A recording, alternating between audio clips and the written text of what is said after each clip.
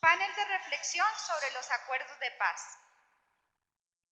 Espacio de reflexión académica y política en torno a los acuerdos de paz y su comprensión en aras de la participación de la ciudadanía en el plebiscito del 2 de octubre. Himno Nacional de la República de Colombia, himno de la Universidad Santo Tomás, saludo del Padre Vicerrector Fray Tiberio Polanía Ramírez, OP, instalación académica del evento a cargo del profesor Freddy Patiño, presentación de los invitados y de la moderadora del panel, desarrollo del panel, preguntas del público, palabras del cierre del evento a cargo de la coordinadora del área de Humanidades, profesora Trinidad Orozco. Primero, himno nacional de la República de Colombia.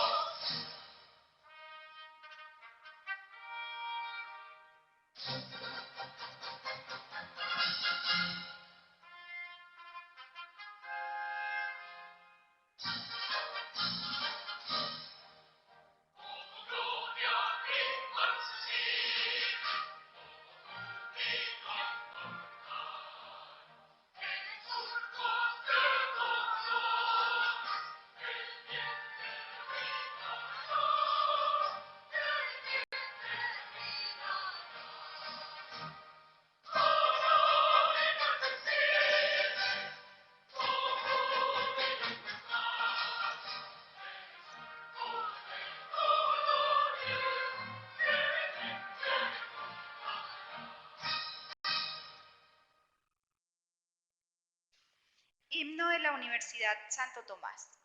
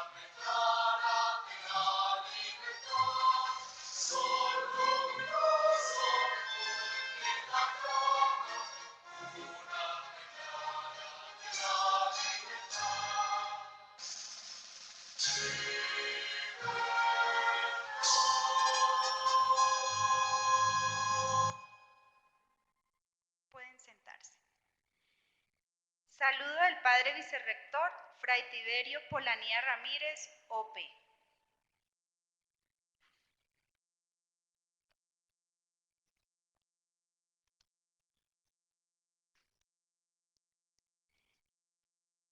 Invitamos a todos los participantes en el panel que están en la parte de atrás, por favor sigan, que acá enfrente hay sillas desocupadas.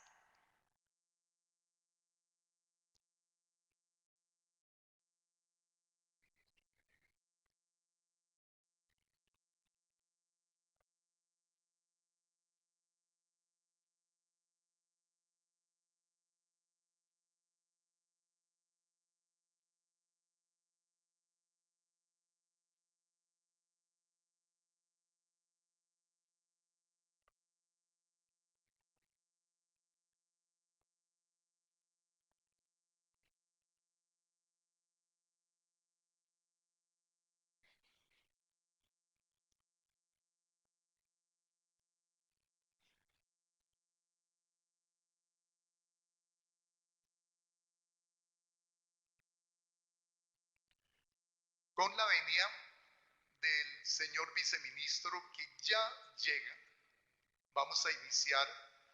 Saludamos al doctor León Valencia Agudelo, al doctor Miguel Benito Lázaro, al doctor Tito Hernando Pérez. Quiero saludar a los directivos, profesores y estudiantes que se encuentran en el recinto. Quiero saludar especialmente a los estudiantes que en este momento se encuentran conectados a este espacio pedagógico, estudiantes de Medellín, Cali, Villavicencio, Manizales, Armenia, Tunja, Chiquinquirá, Duitama, Pasto, Barranquilla, Cartagena, Montería, Sincelejo, Bucaramanga, Cúcuta, Ibagué, Neiva, Arauca, Yopal, Valledupar, Ocaña, Facatativá, Barranca Bermeja y Bogotá, a sus directivos, a los estudiantes y a los invitados especiales. Bienvenidos a la Universidad Santo Tomás, primer claustro universitario de Colombia, el cual, desde su fundación en el año de 1580, ha creado espacios pedagógicos para que la comunidad académica se informe, analice, busque, tome decisiones libremente con criterios no fundados en la opinión, sino buscando siempre el bien común, como es la filosofía de Tomás de Aquino. Luchar, defender, buscar siempre el bien común. Como lo hicieron en su momento ilustres egresados de este claustro glorioso, como Santander, como Atanasio Girardot, el sabio Calda y muchos otros. Pues hemos acompañado a nuestra patria en momentos tanto difíciles como gloriosos, aportando nuestra reflexión crítica en torno a la libertad, a la justicia, a la paz. Y por eso, fieles a nuestra tradición, queridos estudiantes y profesores, tengan la bondad de expresar sus ideas sin ofender a quienes tienen convicciones diferentes a la suya. Aquí no se trata de convencer a nadie. Sería un irrespeto para con usted. Quiero en este corto saludo traer una cita de Rigoberta Menchú, que dice: la paz no es solamente la ausencia de guerra. Mientras haya pobreza, racismo, discriminación y exclusión, difícilmente podremos alcanzar un mundo en paz. Y termino agradeciéndole a los organizadores, a cada una de las personas presentes en este acto académico. La frase de Juan Pablo II que nos dice: que nadie se haga ilusiones que la simple ausencia de guerra, aun siendo tan deseada y que todos queremos, sea sinónimo de paz verdadera. No hay verdadera paz si no viene acompañada de equidad, de verdad, respeto, honestidad, justicia y solidaridad. Gracias.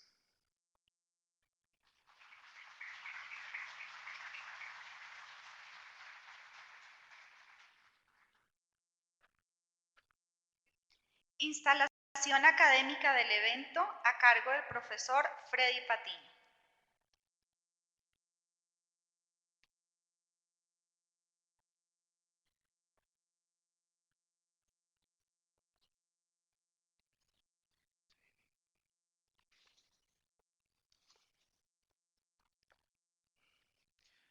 Invitamos a las personas que están en la parte de arriba a tomar asiento. Aquí adelante todavía hay algunos que están disponibles. Buenas noches.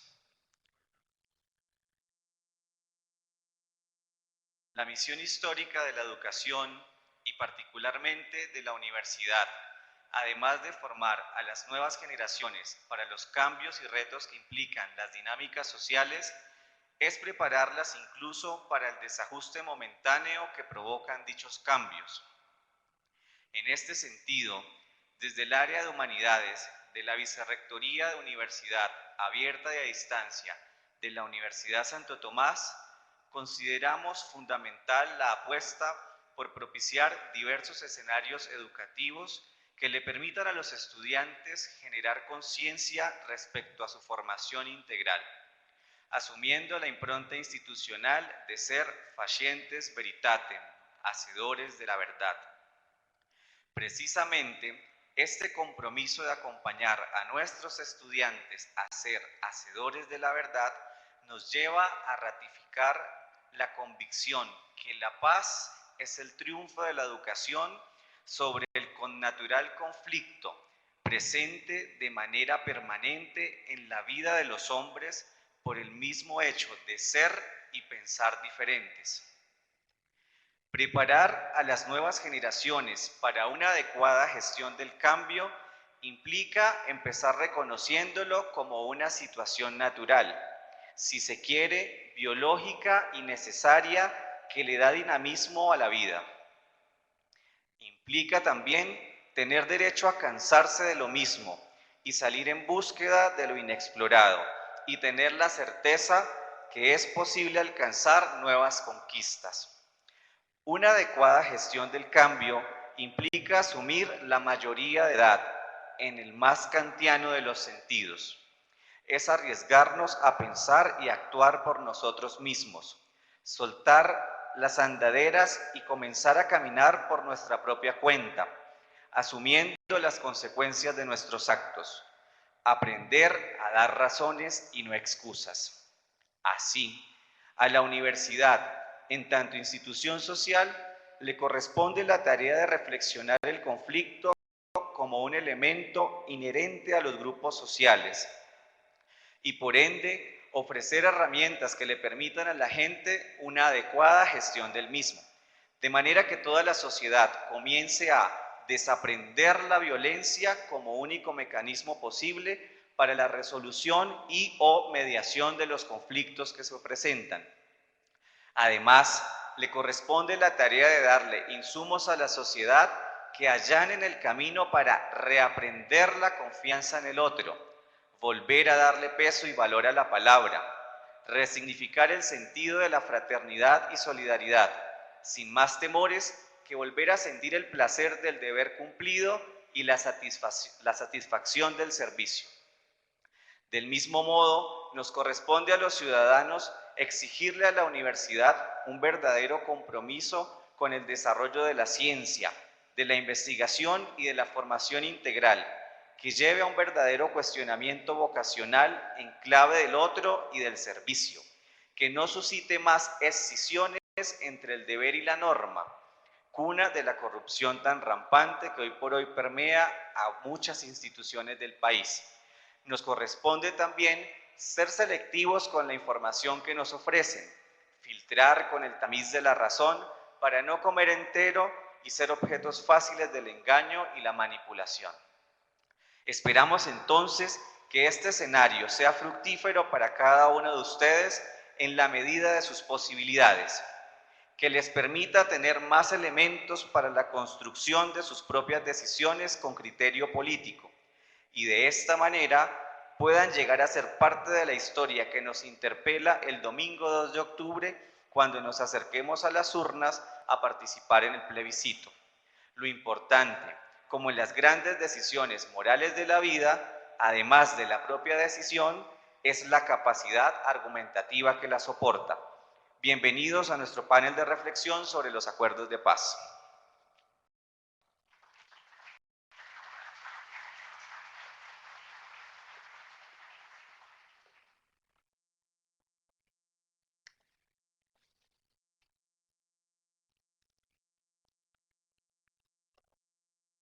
En nuestro panel nos acompañan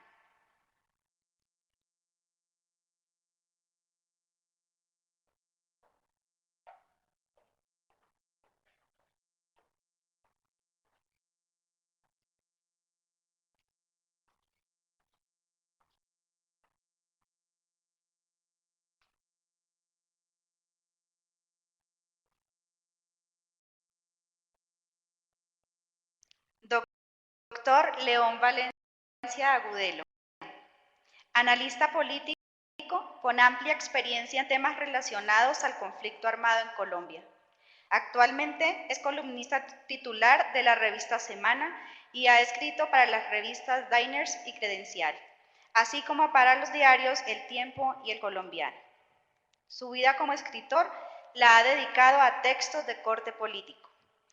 Fundó y presidió la ONG Nuevo Arcoíris. Director y presentador del programa de análisis político La Controversia en el Canal Capital.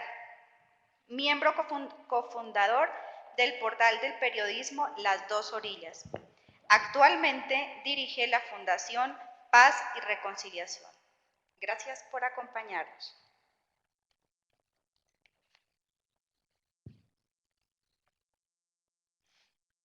Doctor Miguel Benito Lázaro, analista político con publicaciones académicas y de opinión en diversos medios. Profesor de Relaciones Internacionales en varias universidades. Actualmente, profesor en la Universidad Sergio Arboleda. Internacionalista con áreas de interés y especialización preferente en política exterior de Estados Unidos, política, relaciones exteriores y procesos electorales en América y proyección internacional de España. Coordinador del libro La arquitectura de la violencia y la seguridad en América Latina. Gracias por su presencia. Tito Hernando Pérez, licenciado en Ciencias Sociales de la Universidad Pedagógica, estudios en Derechos de la Universidad Nacional, magíster en Docencia Universitaria de la Universidad de La Salle, doctorando en Estudios Sociales de América Latina, de la Universidad Nacional de Córdoba, Argentina. Actualmente, director de la Maestría en Educación de la Universidad Abierta y a Distancia. Viene en camino Guillermo Rivera Flores, actual viceministro para las Relaciones Políticas. Es abogado. Desde septiembre del 2014 se desempeñaba como consejero presidencial para los derechos humanos, especialista en Derecho Administrativo y magíster en análisis de problemas políticos, económicos e internacionales contemporáneos del Instituto de Altos Estudios para el Desarrollo. Su labor como funcionario público ha estado enmarcada por la defensa de los derechos humanos. Desde el 2007, con el ministro Juan Fernando Cristo, inició la construcción de lo que sería la Ley de Víctimas y Restitución de Tierras. Además, fue autor de la Ley 1408 del 2010, cuyo objeto es rendir homenaje a las víctimas del delito de desaparición forzada. Moderadora del panel, Patricia Ilse Ricardo, licenciada en Derecho, especialista en Periodismo de la Universidad de La Habana, magíster en Filosofía Latinoamericana Universidad Santo Tomás. Estudiante de doctorado en Filosofía Política, Instituto de Filosofía de la Universidad de La Habana. Actualmente, docente de la Universidad Santo Tomás, abierta y a distancia. Bienvenidos.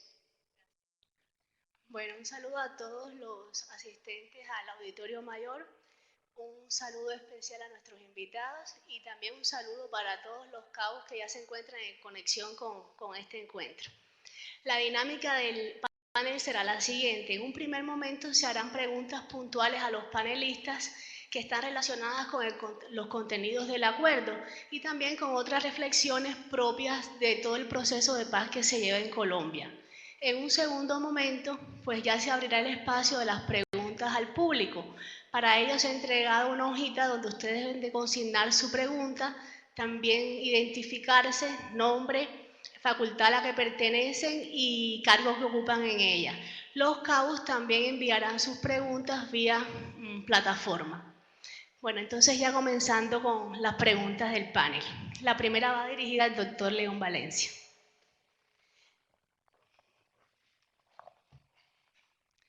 Doctor, el enfoque de paz territorial ha sido uno de los pilares de este proceso de paz. Se ha escuchado en los comunicados, se ha escuchado en los acuerdos y se ha escuchado también por parte de los altos comisionados para la paz. En relación a este enfoque de paz territorial, las siguientes preguntas. ¿Qué se entiende por paz territorial? ¿Esta perspectiva puede convertirse en un mecanismo efectivo de reconciliación? ¿De qué manera esta posición tiene en cuenta la necesidad de la institucionalidad en todo el territorio nacional? Bueno, muchas gracias a Fray Tiberio, a la universidad por la invitación. Me complace mucho estar en un auditorio tan numeroso y quiero felicitar a la universidad por estos espacios de reflexión para un tema que nos compete no solo intelectualmente, sino que nos compromete, en el caso mío, el corazón, el alma, porque hace muchos años estoy anhelando que termine esta guerra. He pasado buena parte de la vida con ese anhelo y veo que hay una posibilidad ahora muy grande, muy certera de terminar con esta confrontación armada. De manera que felicitaciones a la universidad. Y esta idea de paz territorial es una novedad en los acuerdos de paz. Aquí se han hecho negociaciones de paz en Colombia. Se hizo una con las guerrillas en los años 90, exitosa, con el M-19 y 7 grupos más. Se hizo un acuerdo con las Autodefensas Unidas de Colombia también. Y no se pudo terminar el conflicto armado. Siguió incluso mucho más intenso que antes, cuando se hizo el acuerdo con las guerrillas. Y una de las fallas, hubo dos fallas fundamentales. Una, que no se hizo con todos los grupos en los años 90, ni después el acuerdo con las autodefensas tampoco incluyó a las guerrillas. Y esa es la primera falla y esperamos que esta vez se corrija eso. Y la otra falla, que tiene que ver con la pregunta directa, la otra gran falla de los acuerdos anteriores de paz en Colombia es que no tenía una idea de territorio, no se hizo posconflicto en el territorio y los factores de violencia volvieron y se reprodujeron de una manera impresionante. Ya ustedes tendrán oportunidad de conocer más esta historia, seguramente los que están empezando a estudiar esta historia dolorosa del país, pero después de los acuerdos de las guerrillas de los años 90, que reunieron a todos estos grupos, ahí fue donde empezó la guerra, en realidad. Del 94, cuando concluyeron todos estos acuerdos de paz, del 94 en adelante se produjo el 80% de las víctimas en Colombia, como ya está documentado en el Registro Único de Víctimas de la Presidencia de la República. Y se produjo la gran confrontación armada. Quiere decir que es fundamental hablar de la paz en el territorio.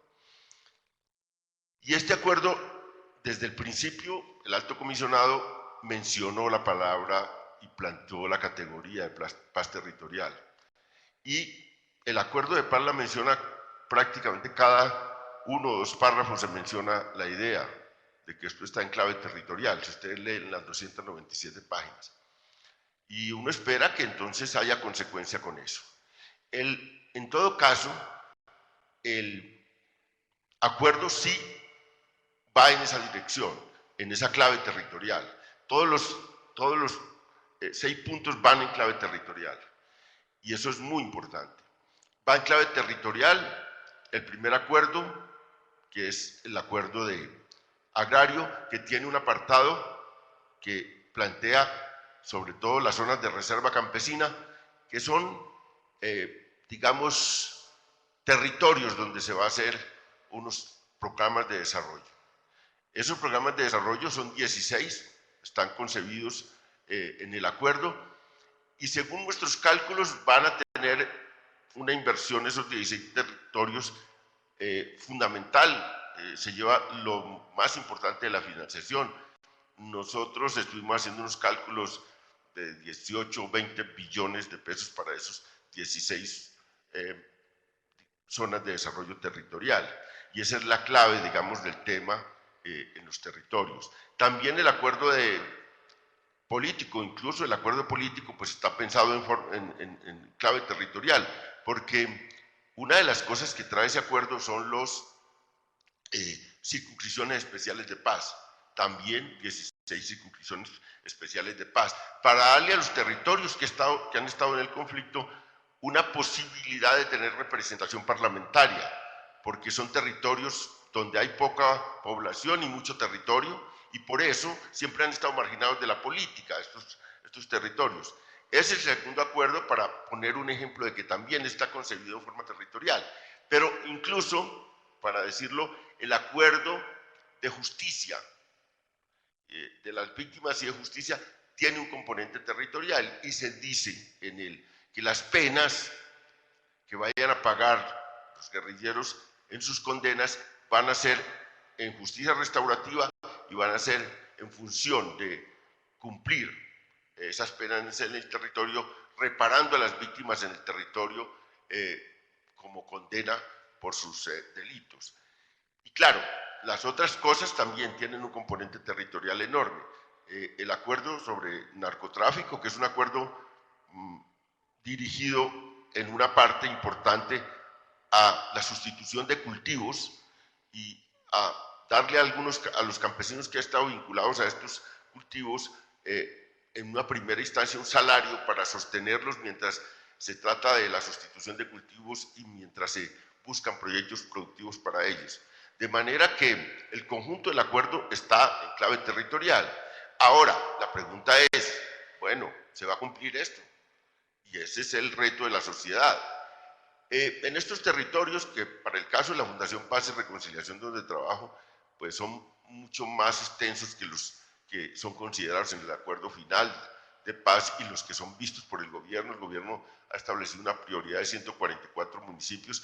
Para nosotros son 281 municipios donde estuvo el conflicto en estos 30 años. Nosotros hicimos un estudio sobre ello. Para nosotros lo que ha faltado allí en esos 281 municipios es lo básico del capitalismo, es Estado, mercados y ciudadanía, que son tres elementos básicos del capitalismo y de la modernidad. No ha habido Estado en esos lugares, el Estado ha sido sustituido por los actores ilegales, no ha habido mercados legales, predominan los mercados ilegales, mercados de narcotráfico, mercados de contrabando, mercados de trata de personas, mercados de extorsión, mercados de minerías ilegales, que son los que enganchan a la mayoría de los jóvenes y los que se supondría un gran esfuerzo ya no solo del Estado, sino de los actores privados para ofrecer alternativas de empleo legal a estos jóvenes tan enganchados en esos mercados. Nosotros que hemos ido estudiando todos estos factores, tenemos una hipótesis inicial, y es que hay más gente enganchada en estos mercados ilegales que en la economía legal. Los empleadores más grandes del campo son dos renglones, la caficultura y la ganadería. La caficultura, digamos, vincula a unas 550.000 familias exagerando un poco, y la ganadería unas 450.000 familias. Pues nosotros creemos que frente a cada uno de esos mercados hay más gente enganchada en las minerías ilegales, en el contrabando, en la extorsión, en el narcotráfico. Hay más familias vinculadas allí que las que están vinculadas, o los jóvenes que están vinculados a estos renglones legales de la economía. De manera que el esfuerzo tiene que ser muy grande del Estado y el reto del posconflicto es enorme. Pero claro, hay una esperanza en eso que se firmó, en la idea de que es paz territorial. Ahora, para terminar, primeras cosas que, como siempre, desde el lado de nosotros siempre hay una mirada de estos acuerdos, siempre hay una mirada crítica. Nuestra función es esa, función crítica. Y entonces nosotros decimos, se ha empezado un poco mal.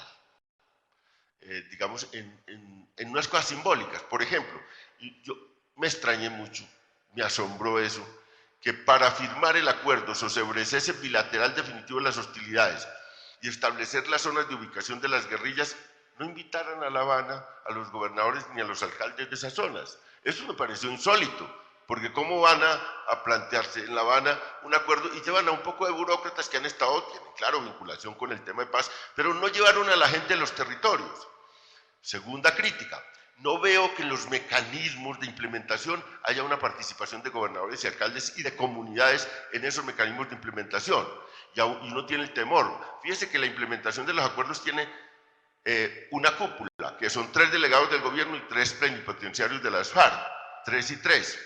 Y uno dice, bueno, ahí en ese mecanismo ya no hay presencia de entes territoriales. Y entonces uno empieza a sospechar, esta gente define en la palabra que hay una cosa, una preocupación por el territorio, pero a la hora de los mecanismos no hay nada. Y yo tengo un amigo que dice, oiga, León, sí, hay una preocupación, porque este ha sido un Estado muy centralista, y la guerrilla también es muy centralista, y de papá centralista y mamá centralista, quizás nos sale un hijo descentralista, un hijo que realmente pueda hablar, digamos, de aplicación en el territorio de estos acuerdos. Entonces, la noticia buena es todo lo que les he dicho de la sustancia del acuerdo tal como está concebido. Y la noticia mala es que las primeras cosas, las definiciones orgánicas, todavía no incluyen a la gente de los territorios en la toma de esas decisiones. Y uno espera, lo digo acá, desafortunadamente no está el viceministro, lo digo, espera que en los decretos que va a producir el presidente de la República, basado en el acto legislativo que le dio facultades, sí tenga ese ánimo descentralista y ese ánimo de participación de los territorios, y que las leyes y los proyectos de ley, las leyes que sacan, que va a salir por parte del Congreso en este mecanismo de fast track que van a implementar, también tenga esa perspectiva territorial. Esperemos que eso ocurra. Nosotros estamos vigilantes de eso. Nosotros hemos hecho un acuerdo incluso con la Federación de Departamentos como Fundación Paz y Reconciliación para llevar propuestas concretas a esos decretos y a esas leyes que realmente comprometan al territorio con esta idea de paz territorial. Gracias. Un segundo aspecto de los acuerdos también dirigidos al doctor León Valencia es un punto sensible que es el relacionado con el sistema integral de verdad, justicia, reparación y garantías de no repetición. En relación a ese aspecto, las siguientes preguntas. ¿Cómo estará constituida y cómo trabajará la Comisión para el Esclarecimiento de la Verdad, teniendo en cuenta la complejidad y la diversidad histórica de los relatos? Esa es una primera pregunta. ¿Se las leo todas o todas? Una segunda pregunta. ¿Quiénes se someterán a la Jurisdicción Especial para la Paz? Esta jurisdicción toma conocimiento de todos los procesos en cursos y puede revisar sentencias sin límites en el tiempo. Tercera pregunta. En esta Jurisdicción Especial para la Paz, pena privativa de libertad no significa necesariamente cárcel. ¿Qué delitos se contemplan tengan estas prerrogativas? ¿Cuáles serán los sitios especiales de reclusión? ¿Podría valorarse esta justicia, además de transicional, también como una justicia restaurativa?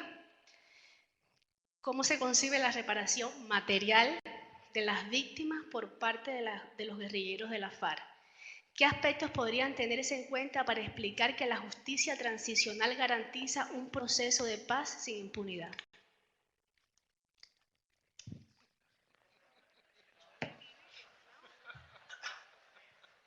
Bueno, me están haciendo todas esas preguntas, pues con el perdón de mis compañeros panelistas, porque debo irme, pues quizás no termine todo el evento, porque tengo un evento y a los cuales pues, aprovecho para hacer publicidad. Cobro, Fray Tiberio le cobro esta con publicidad. Es un evento de 33 caricaturistas que le regalaron 60 caricaturas a un movimiento ciudadano que está por el sí. Entonces hoy tenemos una especie de exposición-venta de esas caricaturas en el Paro Gay de la Soledad. Este tema de justicia fue uno de los temas claves de las negociaciones de La Habana y fue prácticamente el tema más debatido en las encuestas y en los medios de comunicación. Hubo ahí una eficacia enorme de los opositores a los acuerdos de paz, de los opositores de derecha a las negociaciones, y es que lograron instalar en las encuestas dos preguntas durante todos los 4 años, y es cárcel o no cárcel para las FARC, y participación política o no participación política de las FARC, y a la gente le quedó la imagen que eso era lo único que se estaba discutiendo en La Habana. Ese es el 10%, este tema de participación política de las FARC específicamente, y este tema de justicia es el 10% de los acuerdos, pero en los medios de comunicación, y no sé si ustedes que me pueden desmentir eso, pero lo que se oyó durante todo el tiempo eran estas dos cosas, cárcel o no cárcel y participación política y no participación política, que eso es muy sensible para la gente, y al lograrlo instalar como los grandes temas de discusión, quedó la imagen que en La Habana lo que estaban era buscando hacerle concesiones a esta guerrilla y que los temas de discusión era como le lavaban la cara a la guerrilla. Esa era la idea, cuando todos estos temas agrarios, de reforma política, del tema del narcotráfico, el gran proyecto de reparación a las víctimas, son el 90% de los acuerdos, pero nunca se preguntó, nunca en las encuestas por qué opina usted del Banco de Tierras, oiga, qué opina usted del gran proyecto para sustitución de cultivos. Nunca eso estaba en las encuestas. Las dos cosas que estaban en las encuestas era esto, y por eso es muy importante, y sobre eso se instalaron mentiras enormes que se han ido desmontando poco a poco, pero que aún subsisten muchas de ellas, esas mentiras en el imaginario y en el debate público. Las guerrillas fueron a La Habana a buscar una amnistía y un indulto incondicional. A eso fueron a La Habana. Ellos no querían que ni se hablara de justicia para ellos. Ellos fueron como se hicieron todos los acuerdos con guerrillas en Colombia, que era un indulto y una amnistía incondicional. Y era que ustedes, por estar en un camino de negociación, pues el Estado le da una prerrogativa y era, señor, lo perdonamos de los delitos que ha cometido y si ya están condenados los indultamos y si no están condenados, pues los amnistiamos.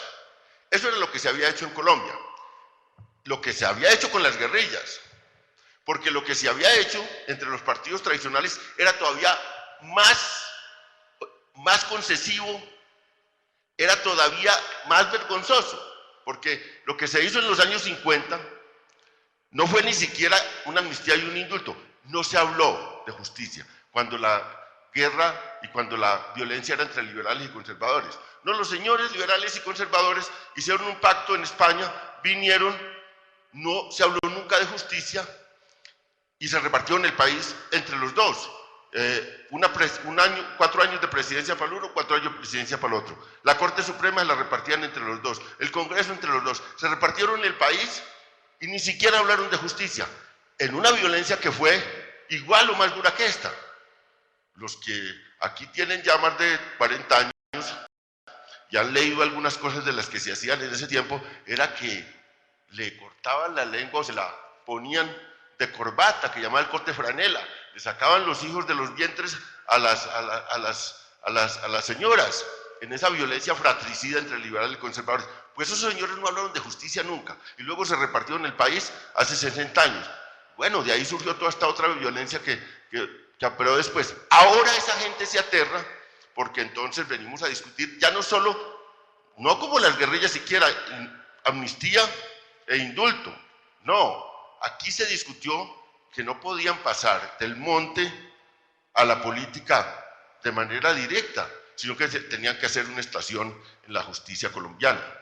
¿En cuál justicia? En una justicia especial que se inventaron los latinoamericanos, porque es un invento latinoamericano del Cono Sur, que es justicia transicional, para salir de guerras o de dictaduras. Ellos se la inventaron para salir de las dictaduras. A nosotros nos toca salir de esta guerra mediante ese camino de la justicia transicional. Y entonces la justicia transicional no da indultos y amnistías incondicionales. La justicia transicional exige tribunales, condenas y cumplimiento de esas condenas en clave de justicia restaurativa. Y eso fue lo que se les aplicó en La Habana. Esa justicia es muy distinta a la justicia ordinaria, porque la justicia ordinaria, ¿qué es? Tiene vocación de universal, o sea, se hace para toda la sociedad, es un pacto para toda la sociedad, no para un sector de la sociedad.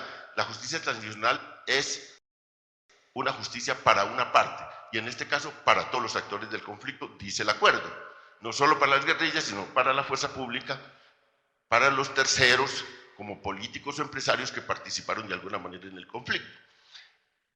Esa es la primera diferencia, y es una diferencia radical.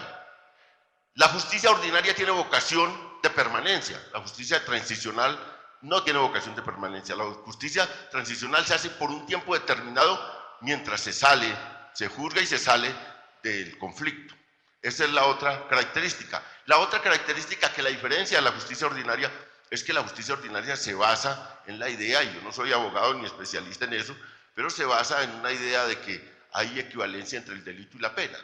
En este caso no hay esa equivalencia. En este caso se piensa principalmente en la verdad, que es el núcleo central de la justicia transicional, como valor más importante que permite excepción, rebaja de penas o penas alternativas, y sobre todo penas alternativas. Y se piensa sobre todo que el fin de todo esto es que no vuelva a ocurrir, que no ocurra más. Este es el tipo de justicia transicional que se acordó, y esta justicia que se acordó transicional es una justicia más bien severa, porque esta justicia, solo si se confiesa la verdad, en principio, hay penas alternativas distintas. Si no se confiesa la verdad, usted pasa a tribunales donde le aplican penas de cárcel y le aplican el rigor de las penas en clave de justicia ordinaria. Eso es lo que está en el acuerdo. Y claro, este debate, pues, lo hemos dado ya muy fuerte aquí en Colombia. Primero porque los que se oponían a ese proceso siempre pensaron, no, ya, allá no va a haber penas, allá no va a haber tribunales. Bueno, luego cuando vieron que había penas y tribunales, empezaban a decir, pero esos tribunales son amañados y las penas no son de cárcel, entonces ahí hay impunidad. Y ese es el debate en que hemos estado en todo este tiempo. Y claro, eso han tenido entre la gente siempre un correlato duro, porque la gente dice, bueno, estos tipos tan criminales los secuestraron, mataron gente, ¿cómo así que no le van a aplicar cárcel? Y es una idea fuerte que se ha instalado en la gente y bueno, con este argumento se han planteado, y con otro argumento, que es un coco que utilizaron hasta recientemente. El gran coco de los opositores al acuerdo de paz era la Corte Penal Internacional. Eso no es sostenible, esos acuerdos de paz, lo que se acordó en justicia, no es sostenible. Va a venir la Corte Penal Internacional y va a intervenir en Colombia. Bueno, vino la señora fiscal de la Corte Internacional y les dijo, oiga, señores, ese acuerdo es válido, es legítimo. La Corte Penal lo avala y quedaron pues con un palmo en nariz. Y yo ya les había dicho a muchos, a militares con los que hacíamos un programa con la Universidad de Oslo, a muchos militares que siempre sacaban esto. Y un día, ya poco alterado, yo les dije, oiga, ¿ustedes de verdad creen que la Corte Penal Internacional va a venir a llevarse a los guerrilleros de acá?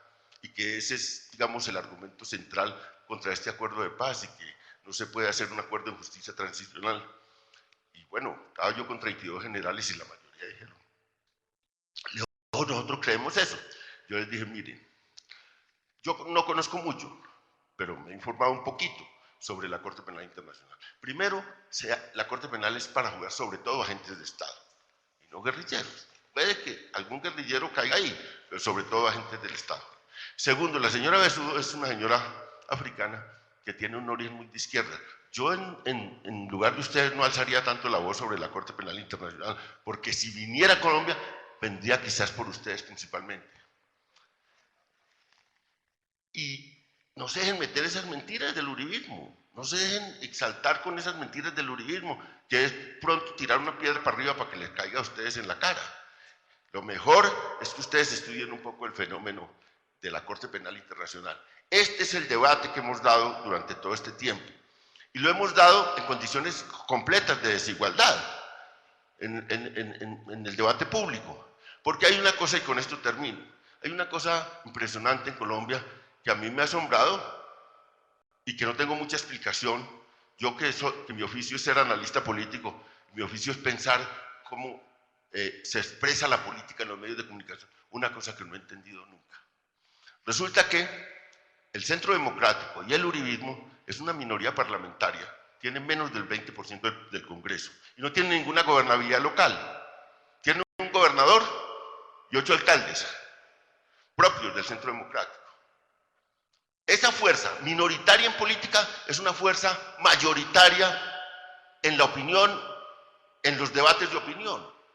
Esa fuerza logró instalar las preguntas en las encuestas. Esa fuerza logró que se hiciera el debate alrededor de sus inquietudes durante todo este tiempo. Y esa fuerza además tuvo el descaro, y los medios de comunicación le compraron la idea de que la pregunta del plebiscito, por la que vamos a votar el 2 de octubre, esa pregunta es ilegítima. Resulta que cuando el presidente Santos diseñó la pregunta y la publicó, el Centro Democrático dijo, no, eso sí, mira, es una pregunta amañada, es una pregunta ilegítima. Bueno, al otro día, y la pregunta es el nombre del acuerdo de paz. ¿Apoya usted el acuerdo de paz para la terminación del conflicto y la construcción de una paz estable y duradera? Entonces empezaron a decir en los medios de comunicación. Yo hice un recorrido, un paneo por todas las emisoras, y estaban diciendo al otro día, sí, de verdad, decía Julio Sánchez, es como ilegítima la cosa, ¿por qué ponen terminación del conflicto? De verdad es como, decía Camila, la de la W, decía la otra de la FM, decía el otro, no, sí, verdad, es que cómo ponen eso que apoya, es que apoya ya es como dirigir la pregunta.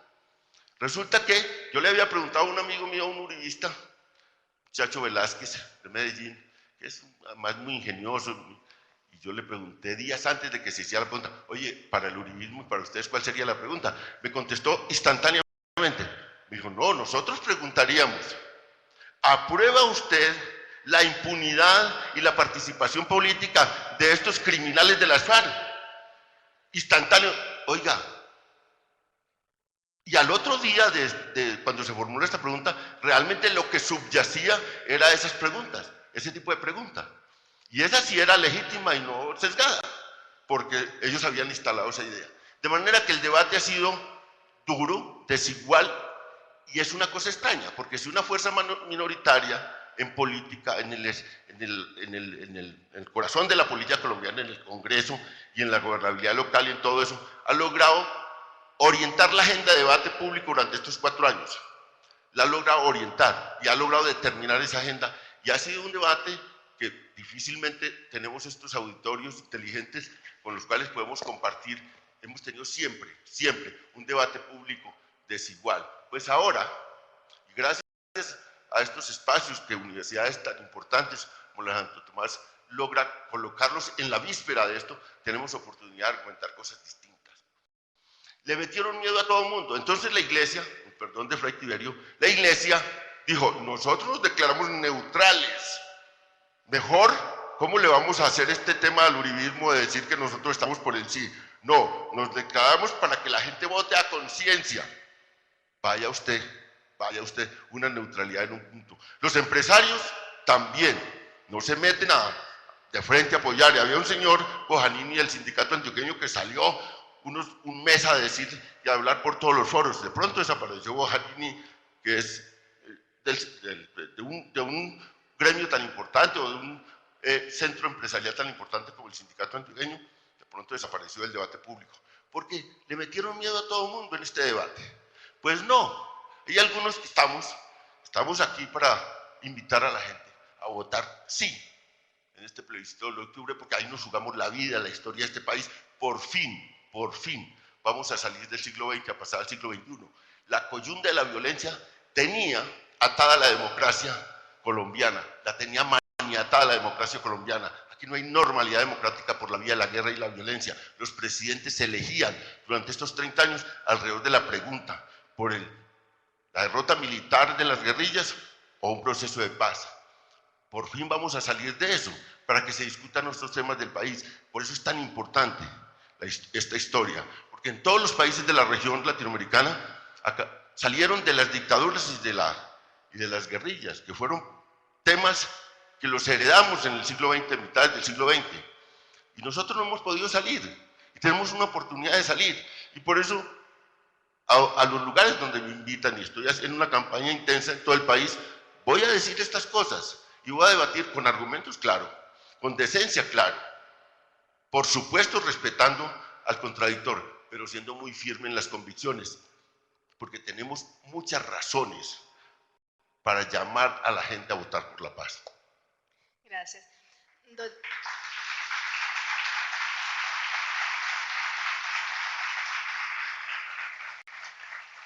Doctor, voy a insistir en un... Saludemos al viceministro.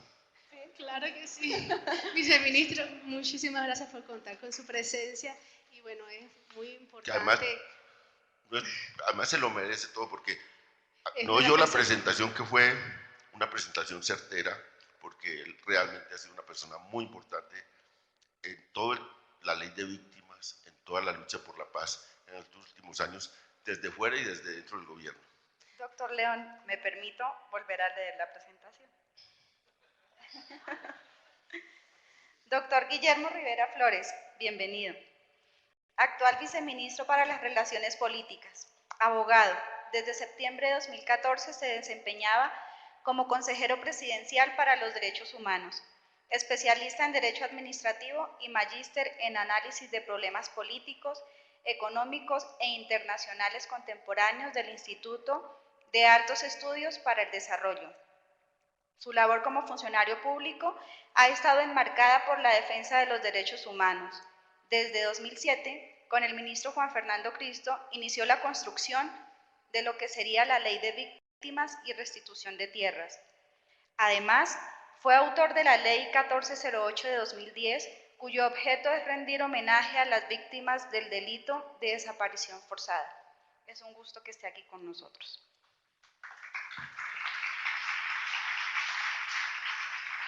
Yo no era sapería mía, pura sapería, sino que es verdad la presentación. Doctor León Valencia, voy a retomar la primera pregunta en relación al tema de Sistema Integral, Verdad, Justicia y Reparación. La retomo porque me parece importante el tema de la verdad en este proceso de paz para Colombia. Entonces, repito la pregunta. ¿Cómo trabajará la Comisión para el esclarecimiento de la verdad, teniendo en cuenta la complejidad y la diversidad histórica de los relatos? Aquí se han hecho, una de las cosas por las cuales se ha reproducido toda esta violencia en Colombia, es porque realmente Colombia ha tenido un miedo enorme a la verdad, un miedo impresionante a la verdad. Y vuelvo a hablar de una cosa que parece lejana, a riesgo de ser considerado un señor anciano acá que lo soy ya, y es la violencia de los 50. No hay ningún relato, hay 3 libros sobre ese gran desastre colombiano que fue la violencia de los años 50. 3 libros de una comisión, de resto se conoce muy poco. Y todos los que pasaron por esa violencia, después nunca hablaron de ella. Y hoy en día hay debates públicos que uno dice, oiga, se montan sobre esa ignorancia tan enorme. Yo he tenido unos debates con una persona que además aprecio, lo digo con sinceridad, aprecio, con Paloma Valencia. Entonces Paloma dice, no, un día en un debate en un cosa. Decían, no, ¿por qué hay que esos asesinos de la FARC lo que merecen es pudrirse en la cárcel, morirse en la cárcel? Así, si en los años 50, en la gran violencia de los años 50 hubieran actuado así con su abuelo, todavía estaría en la cárcel. Porque el abuelo de ella, Guillermo Valencia, que además por ese señor me pusieron el nombre a mí de Guillermo León Valencia, y me tuve que cambiar el nombre, pues después me tuve que quitar el Guillermo encima en notaría y dejarme solo León, pues que tampoco es mucho cambio, pero al menos era una idea. Pero mi papá, que era un conservador, mejor dicho, que orinaba azul de metileno, me puso Guillermo León Valencia y me hacía recitar los 27 estrofas del poema Los Camellos, del maestro Valencia, el papá del señor Guillermo León Valencia. Pues a ella le dije, oiga, Paloma, es que la historia, eso no es muy lejano, eso fue aquí hace 60 años que se hizo eso. Y claro, esos debates sobre la verdad son muy importantes. Nos hubiéramos evitado, si hubiéramos reconstruido lo que ocurrió en esa violencia, y hubiéramos facilitado que se hiciera la verdad en ese tiempo, o que se hiciera después, en los otros acuerdos de paz, temas de verdad a fondo, no estaríamos en estas. Porque hubiéramos visto el monstruo con todas a toda su plenitud, cuando se cuentan todas esas historias, y quizás nos hubiéramos aterrado tanto del monstruo que construyó la sociedad en la violencia en los años 50, o nos hubiéramos aterrado tanto del monstruo de la violencia en los años 80 después, de la muerte de 4 candidatos presidenciales, de la forma como se sacrificó la Corte Suprema de Justicia en ese tiempo, que quizás ya no hubiéramos repetido esas violencias en los años 90 y en los años 2000. Es clave el tema de verdad. Es clave el tema de verdad. Y otra cosa clave, y es que cuando la verdad no está asociada a que a usted, por el hecho de contar esa verdad, lo van a judicializar y le van a imponer penas en justicia ordinaria largas, pues hay más posibilidades de que se dé esto. Y además, cuando, en el caso del acuerdo, hay otra cosa importante, y es, no van a ir solo los de la guerrilla, que de por sí se conocen muchos de sus crímenes, sino otra gente que ha estado escondida detrás de la niebla de la guerra, para hacer cosas atroces. Y esas son las cosas que va a tener la Comisión de la Verdad. La Comisión de la Verdad es una comisión fundamentalmente de carácter político y no judicial. Y se va a contar allí lo que se ha hecho, y sobre ese cuento se construye o se exonera el paso a la justicia transicional. Y ese es un punto clave. Todo el aparato de justicia está diseñado como un aparato complejo, donde una pieza es esa Comisión de la Verdad. Y ojalá sea una gran Comisión de la Verdad, y ojalá le dé tanta garantía a todos los que asisten para que puedan contar su verdad de carácter político, su verdad de por qué concurrió a esta guerra y por qué hizo lo que hizo y cómo fue eso. Eso a la gente va a ser, porque lo sé de cierto, va a ser un lugar de la reparación muy importante. Hace unos años, precisamente en el campo de discusión... Doctor León Valencia, ya vamos acortando los tiempos porque también tenemos... Termino con esto. En los años cuando se empezó a discutir la ley de víctimas, nosotros hicimos una investigación, entrevistamos a 1.125 víctimas. Me asombró eso.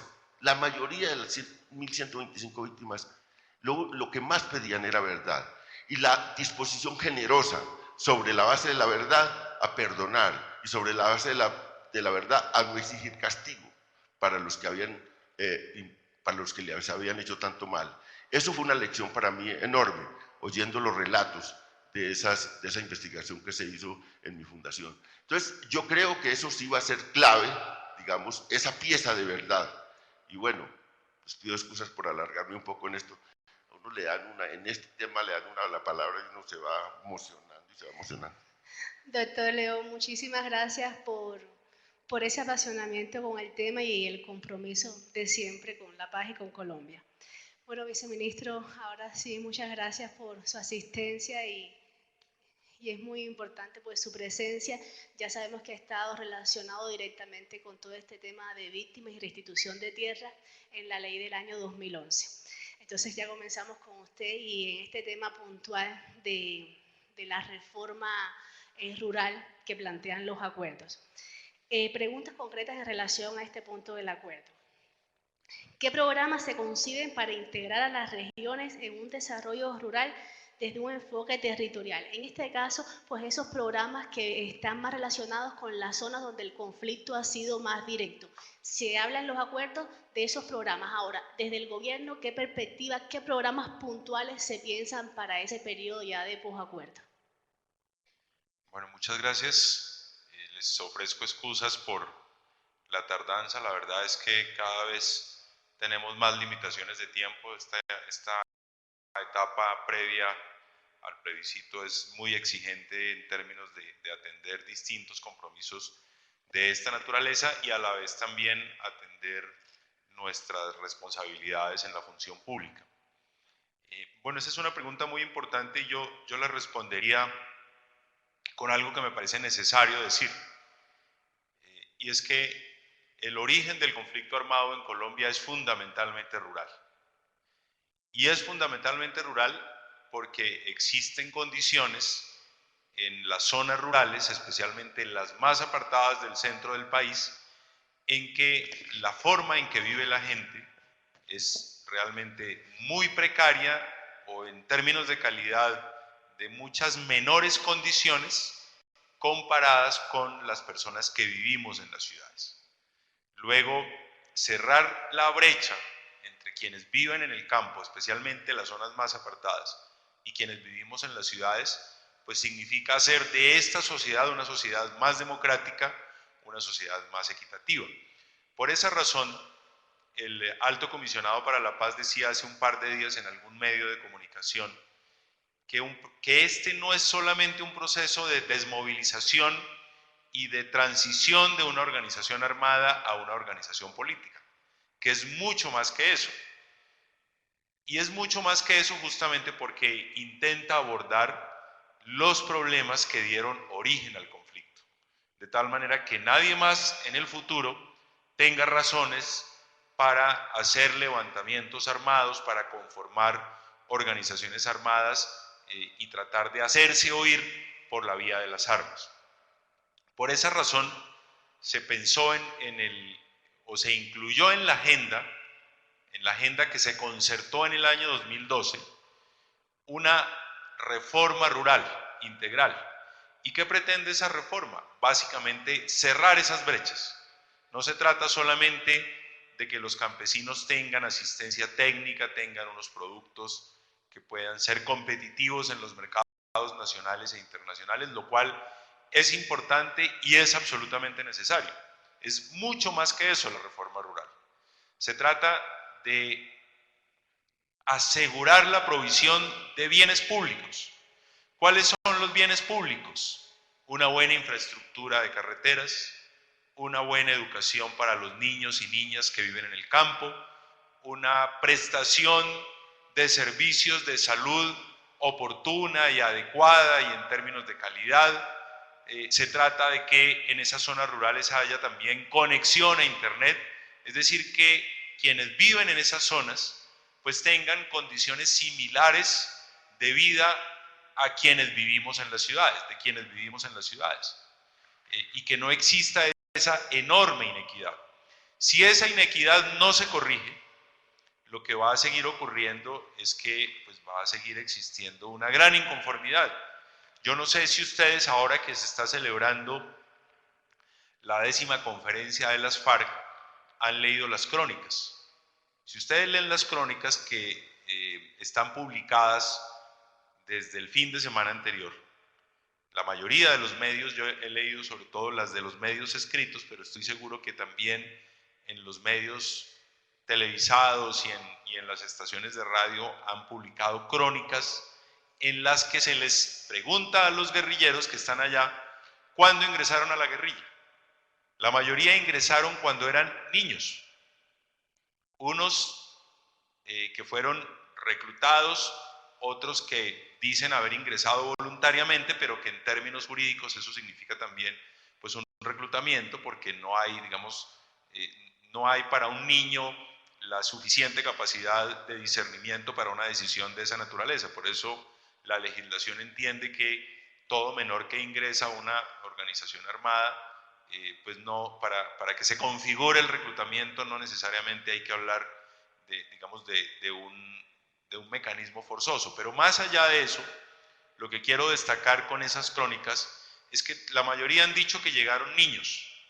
La mayoría han dicho que cuando ingresaron a la guerrilla se habían tenido que retirar del colegio o de la escuela, o que no pudieron continuar sus estudios porque en los lugares donde vivían no existían instituciones educativas de los grados a los que ellos deberían ingresar cuando habían agotado los grados de escolaridad en las zonas donde vivían. Muchos han dicho que sus familias vivían en unas condiciones de pobreza extrema. En fin, esa es la realidad de esa Colombia rural muy apartada. Y esa realidad es la que hay que corregir, y la reforma rural lo que busca corregir es eso. A mí me llama la atención que la mayoría de los analistas y la mayoría de los que comentan sobre esta reforma se refieren solamente a un aspecto que consagra la reforma, y es el de la tierra. Y claro, es muy importante. En esa reforma se está hablando de 3 millones de hectáreas que van a ser dispuestas para ser entregadas a los campesinos que no tienen tierra o a los que la tienen de manera insuficiente. Y se habla de 7 millones de hectáreas que van a ser formalizadas para aquellas personas que están poseyendo alguna propiedad rural pero que no tienen los títulos de propiedad. Se habla también de asistencia técnica y eso es muy importante. Pero, repito, me llama la atención que cuando se refiere a la reforma rural, el énfasis se concentra en estos aspectos, pero no en la necesidad de construir unas garantías para que a esos lugares el Estado colombiano, las instituciones, garanticen el ejercicio de los derechos. ¿Cuáles son esos derechos? Pues que los niños vayan al colegio, pero no a cualquier colegio, a un colegio que ofrezca condiciones de calidad. Que existan instituciones prestadoras de servicios de salud que lo hagan de manera oportuna y en condiciones de calidad. La gente que vive en esas zonas, para llegar a un lugar donde pueda atenderlos un médico, tiene que transitar muchas horas a través de transporte fluvial, caminando, en fin. Que existan adecuadas condiciones de infraestructura vial. Muchas de esas zonas no tienen infraestructura vial. Otras infraestructuras viales fueron incluso construidas por las propias FARC. Obviamente, infraestructuras en condiciones absolutamente precarias.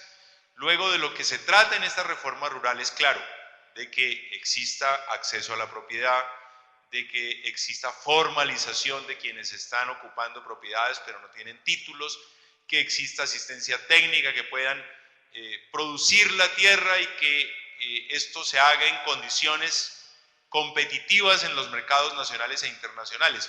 Pero además, que realmente las condiciones de la gente que vive en esas zonas del país sean equiparables, sean comparables con las condiciones en las que vivimos los colombianos que estamos residiendo en las ciudades. Luego ese es el gran empeño y por eso se habla de una reforma rural integral.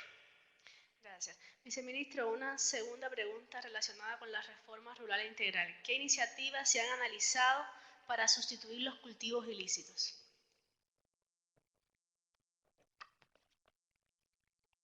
Bueno, digamos que hay varios temas que comentar sobre la política de sustitución de los cultivos de uso ilícito. Lo primero es que en Colombia el énfasis de la política de lucha contra las drogas ha sido el de la perspectiva criminal, es decir, el de penalizar la producción, la transformación y la distribución de sustancias psicoactivas. Y no obstante, que desde hace varios años se ha dicho que existen eslabones débiles en la cadena del narcotráfico. Unos son los campesinos cultivadores, los campesinos que digamos que en muy pocas hectáreas cultivan coca. Otros son las personas que sin trabajo y con la idea de ganarse unos dólares terminan transportando droga y terminan capturados o en los aeropuertos colombianos o en los aeropuertos de los países del exterior.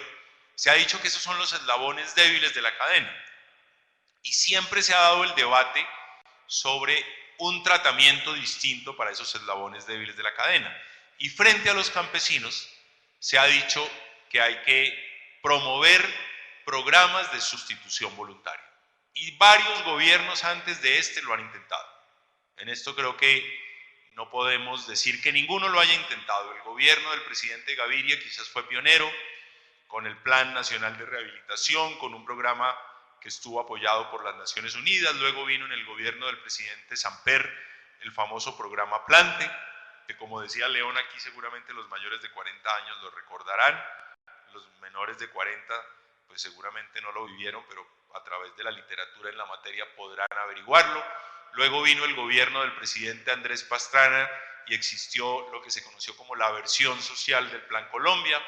Luego vino el gobierno del presidente Uribe y existió el programa Familias Guardabosques, y el gobierno actual, el del presidente Santos, en su primer periodo intentó un programa que tuvo la denominación del programa de consolidación. Todos estos programas han sido bien intencionados y han tenido la idea de promover la sustitución voluntaria. Y la mayoría de esos programas, o mejor, todos esos programas han tenido éxitos muy pequeños y fracasos muy grandes. ¿Y por qué? Porque todos esos programas han encontrado una enorme resistencia en las FARC, porque las FARC han defendido esos cultivos.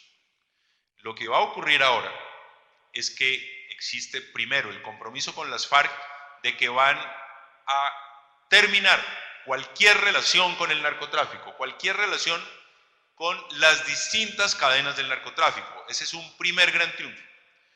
Y el segundo gran triunfo es que las FARC van a contribuir al desarrollo de estos programas de desarrollo alternativo o a estos programas de sustitución voluntaria de los cultivos de uso ilícito.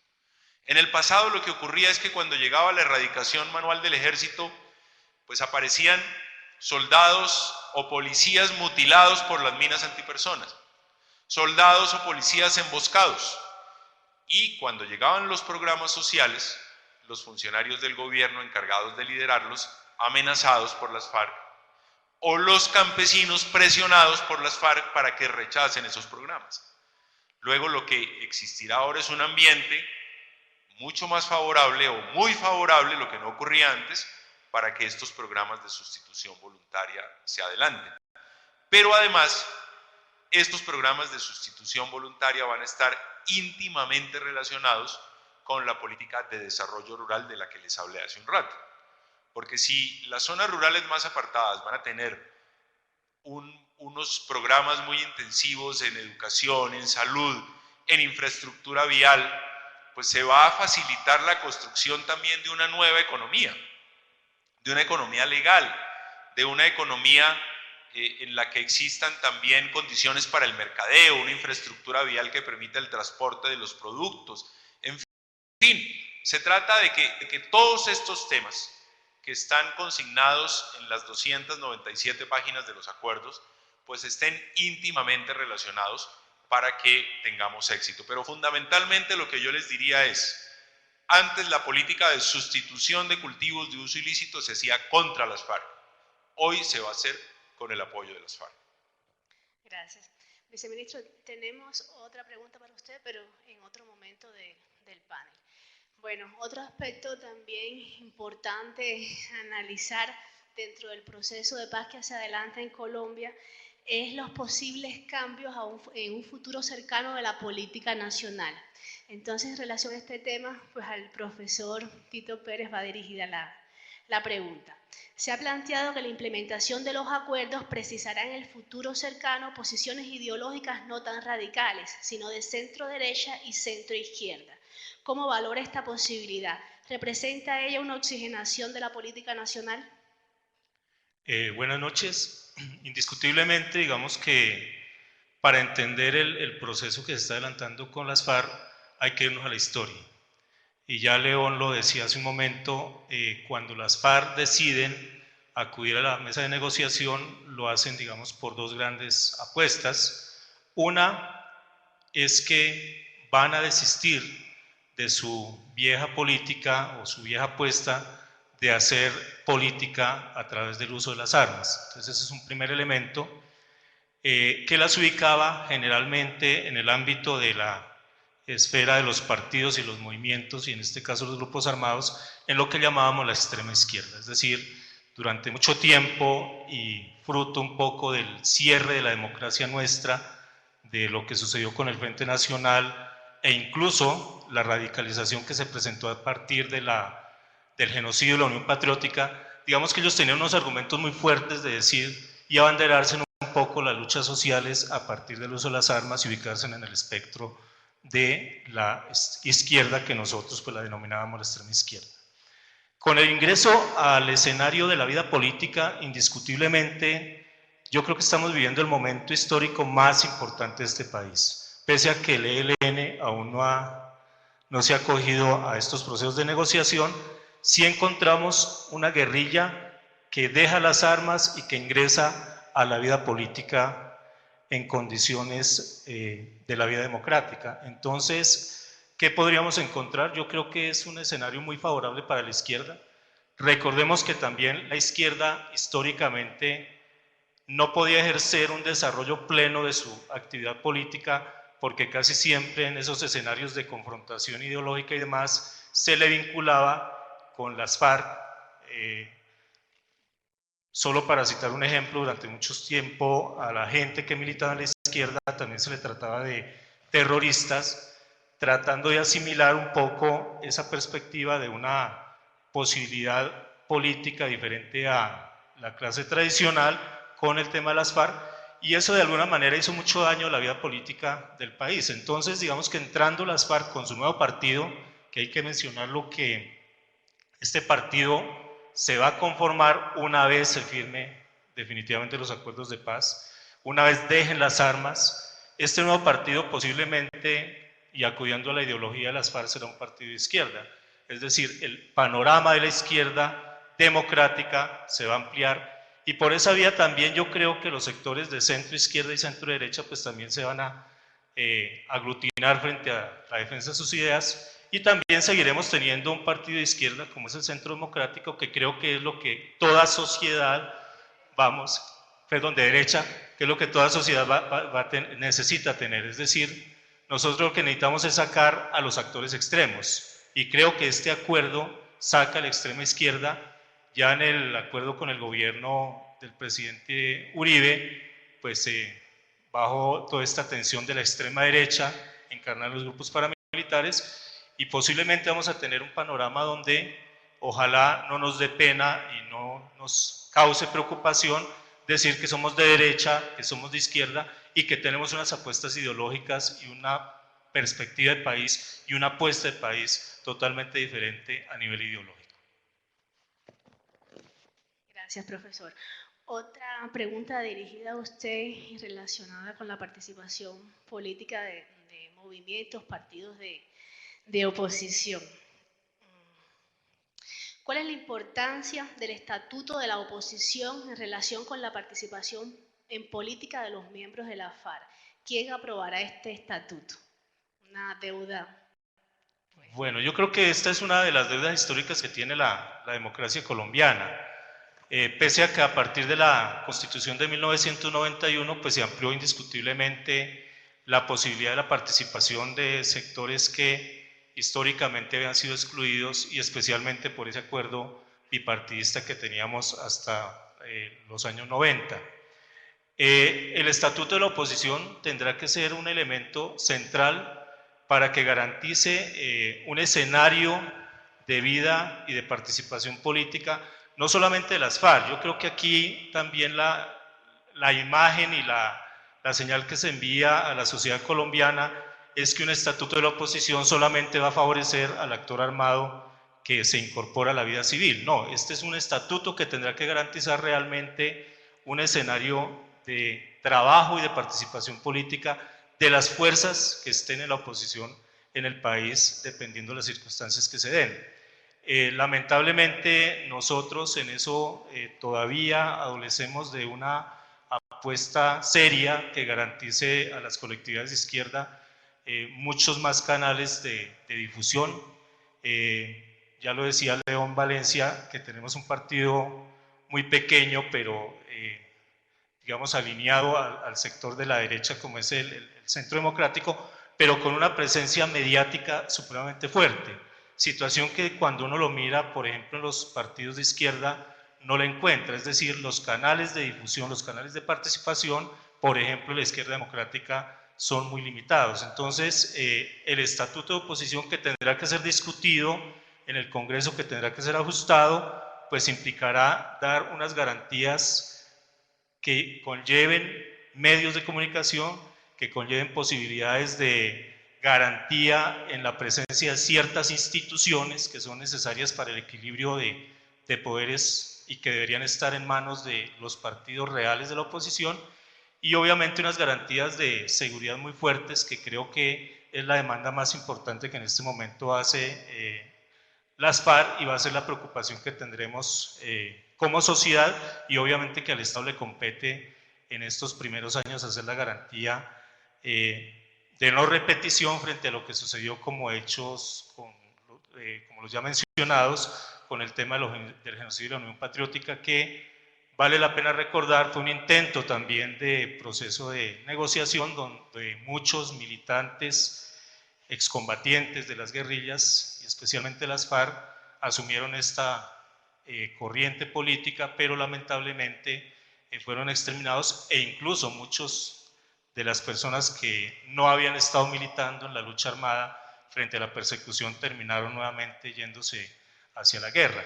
Es un poco lo que decía León, que de los años 90 hacia acá tenemos una acentuación muy fuerte de la guerra, y creo que eso tiene que ver con el cierre de espacios, con la falta de garantías para los sectores que no necesariamente están de acuerdo con el establecimiento tradicional colombiano. Gracias, profesor. Bueno, ahora las preguntas van dirigidas al profesor Miguel. Ya este aspecto pues, se relaciona más con el tema de cómo se ve la paz de Colombia en el ámbito internacional, y bueno, el profesor es especialista, nos va a aclarar mucho en este tema. Una primera pregunta relacionada a Estados Unidos-Colombia. El actual embajador de los Estados Unidos en Colombia ha planteado que del Plan Colombia se pasaría al Plan de Paz Colombia. ¿Qué alcance podría tener el mismo en un contexto de posacuerdo? Bueno, en primer lugar, muchas gracias a Fray Tiberio, al profesor Patiño y Patricia, a los compañeros de panel, incluso a León, que ha tenido que salir porque en estos días su agenda es disparatada y la asistencia a muchos de estos eventos es necesaria, ¿no? Y importante.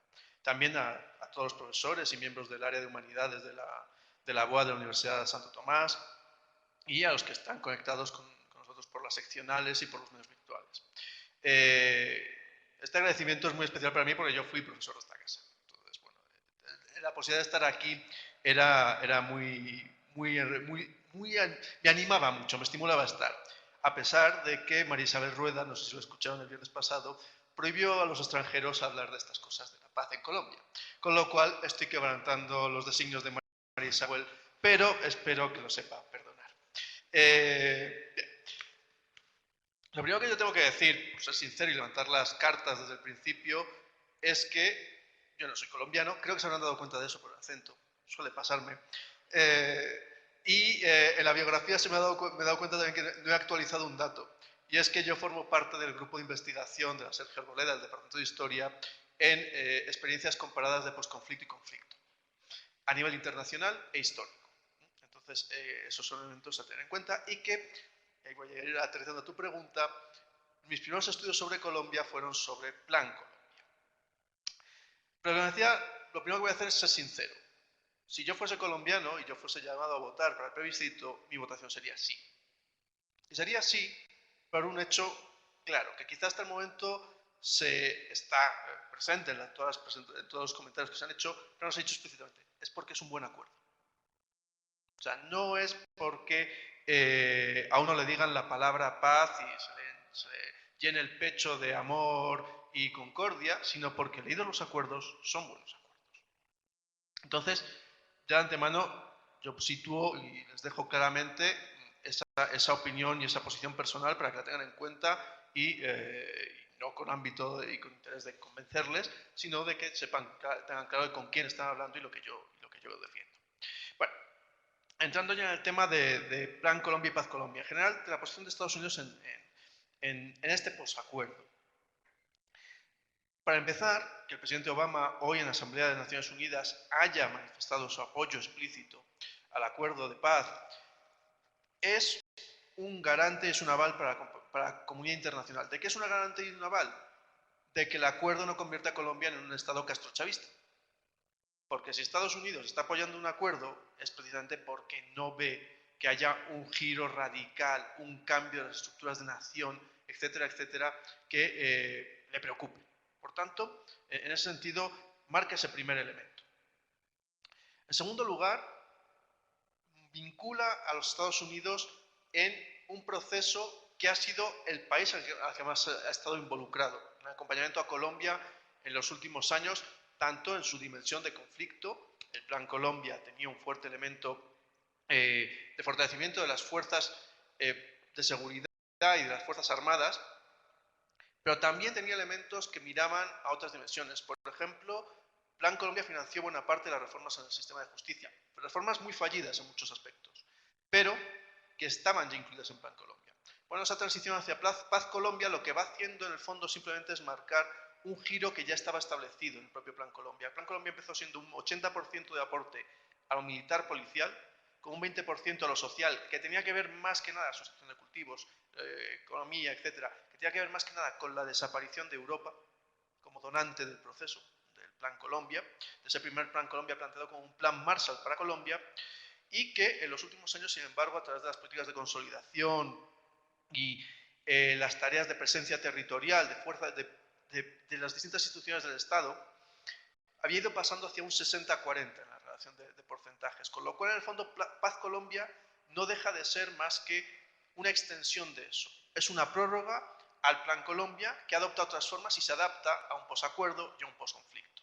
Y mira en esa perspectiva y por tanto, si una primera fase del Plan Colombia fue fortalecimiento institucional, fuerzas armadas y policiales, ahora se puede pasar a un fortalecimiento institucional general. De tal manera que el Estado se haga presente en las regiones. Y en ese sentido, bueno, pues creo que le apunta a eso y también el hecho de que el presidente Santos y el presidente Obama llegasen a acordar esto apalanca unos niveles de ayuda, por lo menos. Lo cual, en el contexto del mundo post-crisis de 2008, es complicado.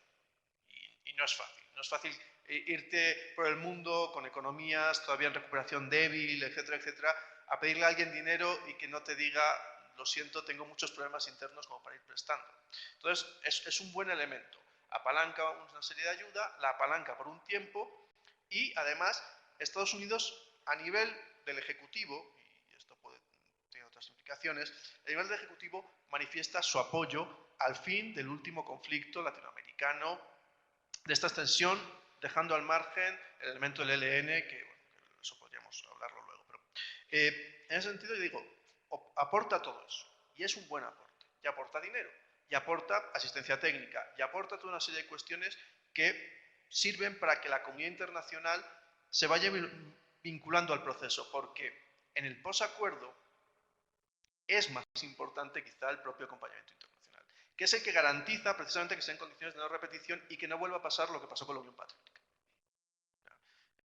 En ese sentido, es un miedo muy legítimo por parte de los miembros de las FARC pensar, ¿y si a nosotros nos pasa lo de la Unión Patriótica? Bueno, pues ahí es donde está la comunidad internacional que pone presión sobre las instituciones estatales para garantizar que eso no pase.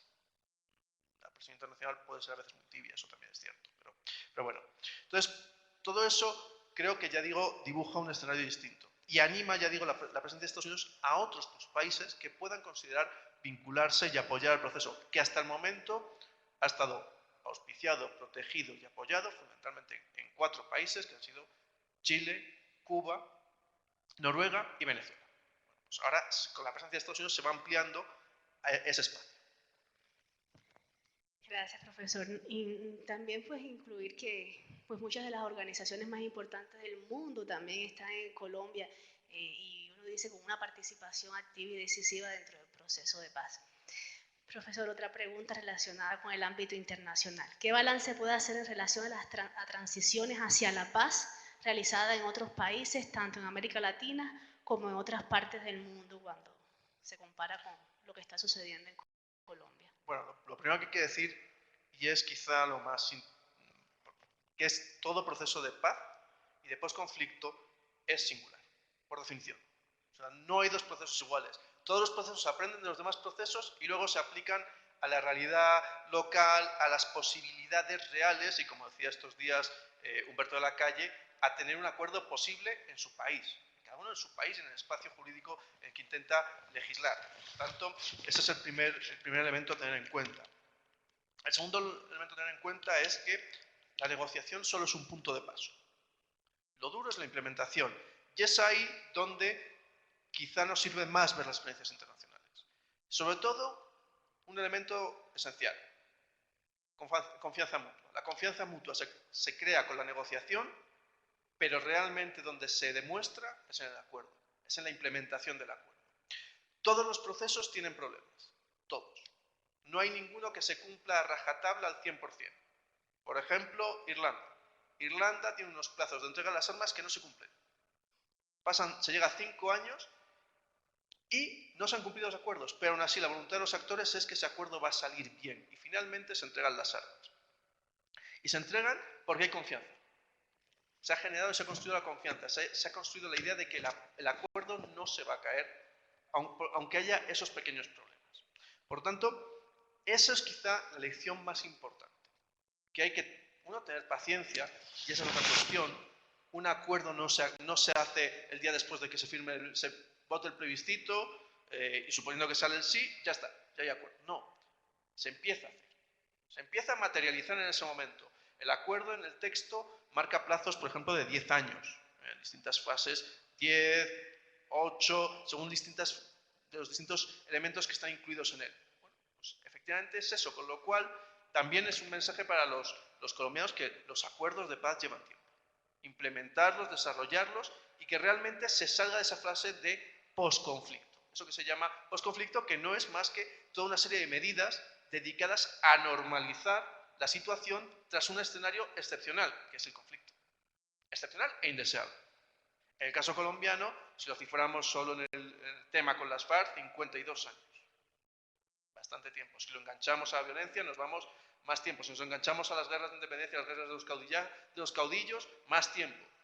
Bueno, pues la violencia forma parte de eso, ha estado ahí y tomará tiempo restañarla. Y posiblemente en 10 años no se hayan cumplido todos los objetivos y todas las expectativas, pero se habrá conseguido, esperemos, uno muy importante, y es que las FARC, por lo menos las FARC, estarán fuera de la guerrilla y estarán en la vida política. Porque como planteaba el profesor Pérez, a mí no me preocupan, a veces a mí me preocupan los extremos en los espacios parlamentarios.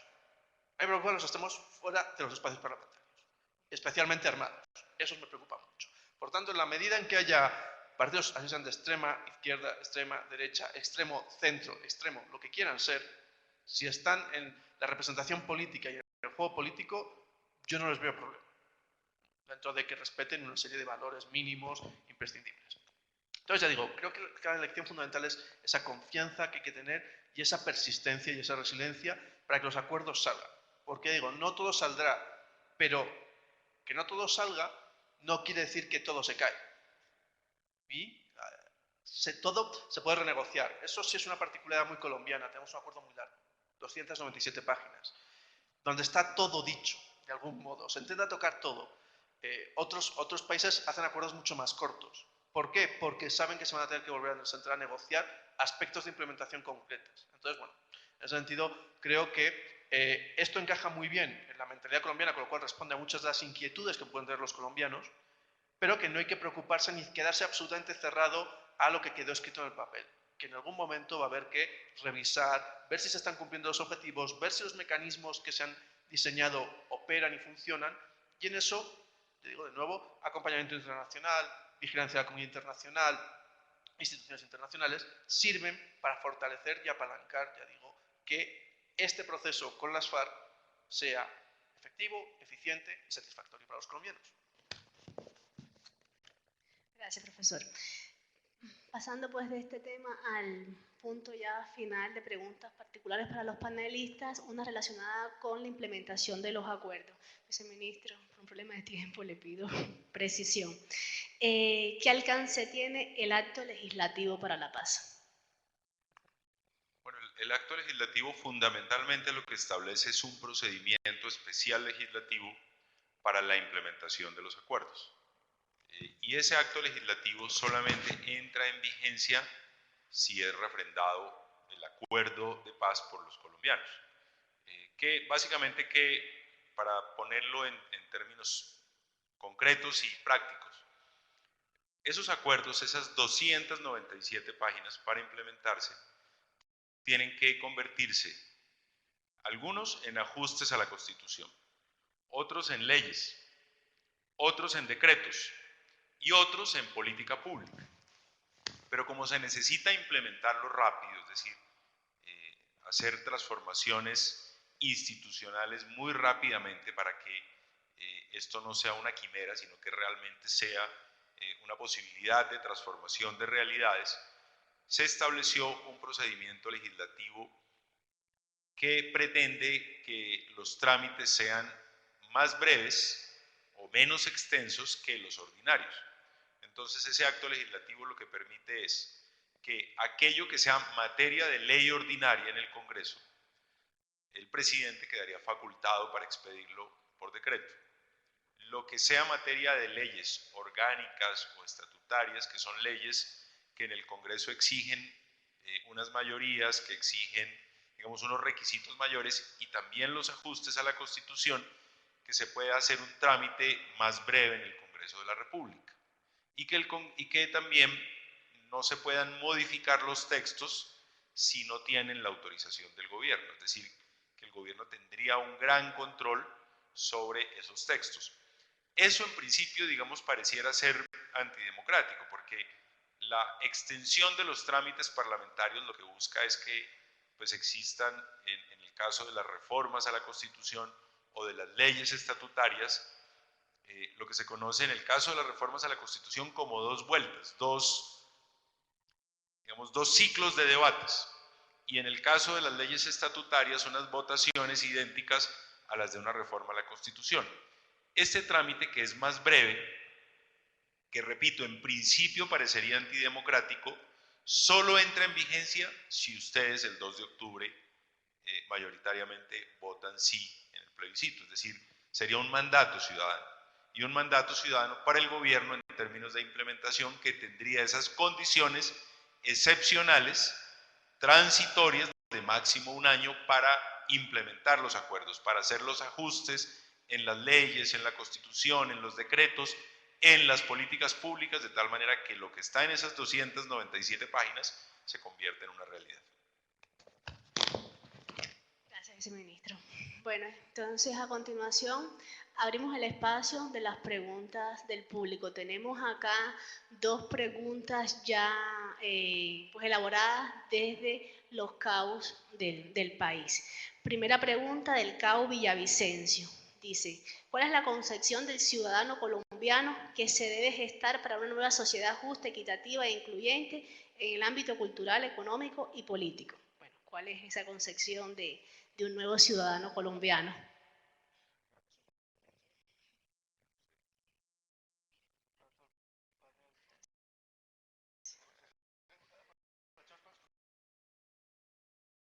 Pues ese es el ciudadano ideal. Ese digamos, de de una sociedad justa, equitativa e incluyente. Yo lo que diría, para ponerlo en el contexto de esta discusión, es que este debate que se está dando en el país es una buena oportunidad para repensarnos como sociedad, porque fíjense ustedes que en este momento estamos debatiendo cuál es el sentido de la justicia. Muchos pensaban antes de este debate que se está dando que la justicia era solamente llevar a la cárcel a quien cometió una conducta delictiva, una conducta reprochable en la legislación penal y ya. Y estamos en un debate en el que también hay un modelo de justicia que no es ese modelo, que es un modelo que busca restaurar los derechos de las víctimas, que es también un modelo que propugna por la reconciliación de los colombianos. Y eso nos ha puesto en un debate distinto. Otro debate muy importante tiene que ver con el desarrollo rural. Y me remito a una columna que escribió el profesor Rodrigo Primi. Dice él, con toda razón, que lo que vamos a decidir la mayoría de los colombianos, que la mayoría de los colombianos vivimos en las ciudades y aún más en las ciudades grandes, es decir, esta ciudad, Bogotá se le calcula que tiene más o menos 10 millones de habitantes, de más o menos 50 que tiene el país. Es decir, que Bogotá viene siendo prácticamente el 20% de la totalidad de la población colombiana. El peso electoral de Bogotá es enorme. Y yo le decía en algún foro de estos a los estudiantes, yo no les puedo venir a decir aquí que si ustedes votan sí, en un año en Bogotá construyen la LO. Porque si votan sí, se acaban los trancones aquí en las vías de Bogotá. O que va a bajar el precio del Transmilenio. No, o sea, no hay un efecto directo para Bogotá. Pero ustedes, los que viven en Bogotá, o los que vivimos en Bogotá, sí estamos pensando para tomar esa decisión del 2 de octubre en los colombianos que viven a miles de kilómetros de aquí, que no tienen acceso a servicios públicos, que no tienen las oportunidades de educación que quizás puede tener un ciudadano que vive aquí en Bogotá, en Barranquilla o en Medellín. Y esa es, digamos que como lo dice el profesor Rodrigo Primi, una decisión ética, porque estamos pensando en el conjunto y no en el yo. O no solamente en el yo, sino en el conjunto. Digamos que la guerra en Bogotá se siente muy poco. Para muchas personas, que se acabe o no la guerra en Bogotá no le cambia trascendentalmente su vida, pero sí se la cambia trascendentalmente a muchos colombianos que están muy lejos de aquí. Luego es una oportunidad para pensarnos como sociedad. Si ese ciudadano que describe el señor de la pregunta, el ciudadano culturalmente incluyente, equitativo y solidario, pues ese señor, si cumple con esas condiciones, votaría sí, con toda seguridad. Vamos a pasar a otra pregunta. Simplemente sobre esto, y ha terminado el viceministro para retomarlo. ¿Por qué el conflicto dura tanto en Colombia? Porque en un determinado momento se hace invisible. Se va a las regiones, se va a las fronteras, se va a las zonas menos visibles.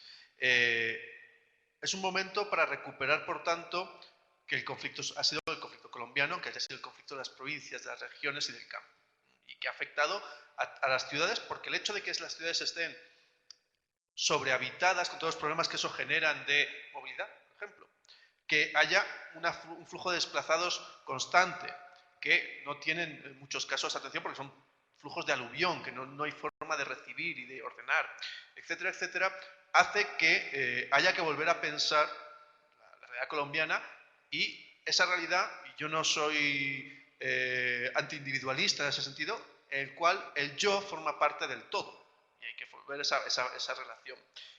Y entonces hay que aprovechar, y para mí ese ciudadano que se plantea ahí, sobre todo es un ciudadano comprometido que busca un espacio de reflexión y lo genera y lo discute. Y digo esto porque incluso aquí en las facultades de gobierno y relaciones internacionales es muy difícil que los alumnos se manifiesten políticamente, a niveles muy mínimos. Bueno, pues ahora la desaparición de un actor de violencia y de un sector de violencia recupera espacio de libertad que hay que usar, porque si no se vuelve a perder. Una notica nada más. No, solamente, yo sí creo que este es un llamado a la ciudadanía activa. Ya el ciudadano que está pensando el tema de la tierra en Colombia, la situación agraria, el ciudadano que se está pensando qué pasa con la política de drogas y qué sucede con los cultivos de uso ilícito, el ciudadano que piensa en las víctimas de este país, el ciudadano que de alguna manera reflexiona, como lo decía el doctor Rivera, sobre la justicia, ese ciudadano ya creo que es el ciudadano que uno desearía totalmente.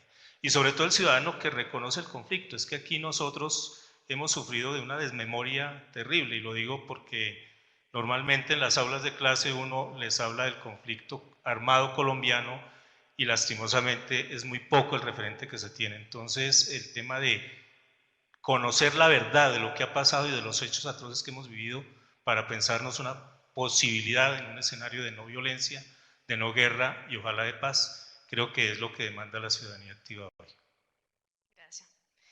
Una pregunta del público de acá, de uno de los asistentes al auditorio mayor. Con respecto al financiamiento para el desminado en el país, ¿cuál es el porcentaje de dinero que aportará la FARC? No, desminado en el país. El desminado. No, las FARC tienen que contribuir con el desminado en materia de información, pero también muy probablemente, así está previsto en las posibles sanciones, en las, digamos, en las alternativas de sanción de la Jurisdicción Especial para la Paz, es que tendrán que contribuir con el ejercicio del desminado, con la extracción de las minas que están sembradas. Digamos que para eso ya existe un compromiso que se hizo público ahora en la visita del presidente Santos a los Estados Unidos, a las Naciones Unidas. El gobierno de los Estados Unidos ya comprometió un fondo de cooperación muy importante para el ejercicio del desminado, así que las FARC van a ser protagonistas del desminado, información, pero también seguramente muchos de ellos van a tener que cumplir con sanciones que implican el ejercicio del desminado, la extracción de las minas. Gracias. Patricia, una cuestión sobre esto. Uno de los mejores puntos del acuerdo es que las FARC se someten a la Constitución y al Gobierno y al Estado. Y una de esas cosas es que, por tanto, el Estado es el responsable de la mayoría de las acciones como actor central y como actor financiante de muchas de ellas. Por tanto, lo que no se puede pedir a las FARC es que financien cosas que están reconociendo que tiene que hacer el Estado. La parte buena es que están reconociendo que esto lo tiene que hacer el Estado y reconocen la autoridad del Estado a la que hasta ahora no estamos sometidos. Forma parte de las posibilidades de sanción, sí, y de también de los mecanismos de reparación, restitución y participación en la construcción de la paz. Colectivo, sí. Bueno, esta pregunta no tiene nombre, pero sospecho que sea de un estudiante de agropecuaria. ¿Qué garantías tenemos los recién egresados en las áreas de agropecuaria con los planes de desarrollo agropecuario en el posconflicto? ¿Qué posibilidades tiene? ¿Qué perspectiva?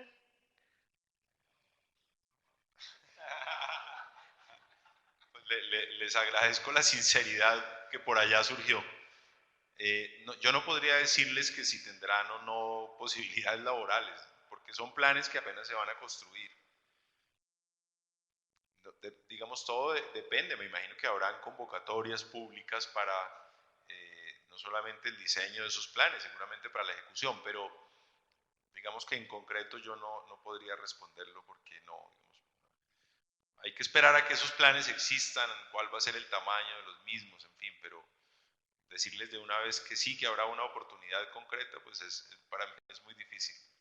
Aunque en los acuerdos sí se relaciona que el apoyo técnico va a ser muy importante en las zonas rurales, no solo en las zonas de conflicto mayor, sino en todas las zonas rurales. Y toda la parte del acuerdo rural, ¿no? Respecto a la transformación rural, establece que hay una serie de planes que debe desarrollar el Gobierno nacional a partir de la firma del acuerdo y de su refrendación por el plebiscito, y que se tratan todas las cuestiones de cómo insertar mejor el campo en la nación, finalmente. Por tanto, ahí es donde sí que habrá que ver cómo se cuajan esos planes concretos.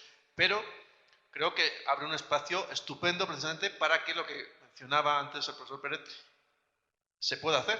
Y es que una ciudadanía activa empiece a proponer cosas y entonces es el espacio donde ustedes pueden proponer qué creen que les falta al campo, porque a veces desde los analistas, nos es muy fácil diagnosticarlo todo, pero no somos especialistas en la mitad de las cosas de las que hablamos. Por tanto, son los verdaderos especialistas que pueden hacer un diagnóstico de verdad. ¿Dónde han fallado otros planes de desarrollo rural? ¿Qué hay que hacer? Etcétera. Sí, yo creo que aquí este es un reto importante para el Estado.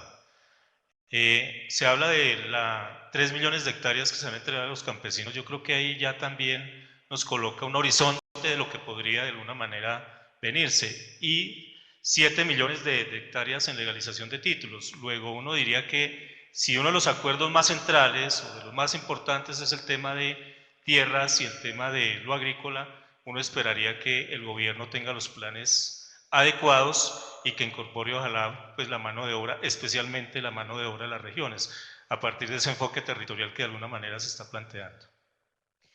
Bueno, con estas preguntas pues cerramos el espacio también de preguntas del público y agradecemos inmensamente a nuestros invitados su participación. La respuesta fue inmediata para participar en este espacio, un ajuste de sus agendas, pero están acá y sobre todo agradecerles por sus opiniones, por sus reflexiones y esperamos que nos sirva a todos para una participación activa y consciente el 2 de octubre. Muchas gracias.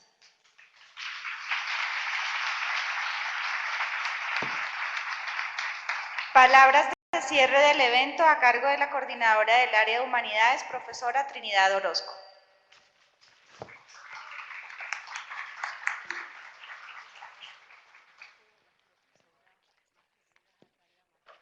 Buenas noches para todos.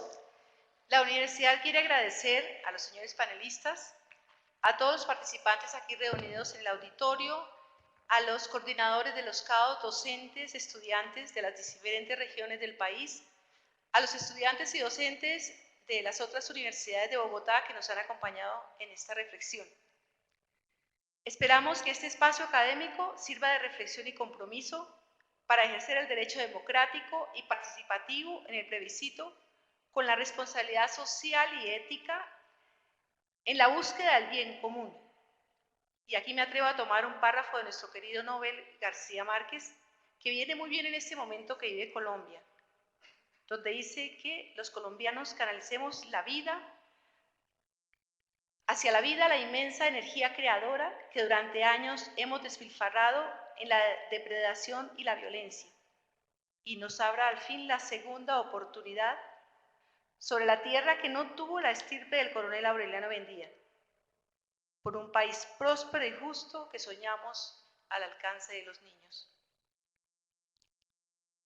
Muchas gracias por su participación y la universidad entrega un pequeño detalle a nuestros panelistas como gratitud y recuerdo en este día memorial. Muchas gracias a todos.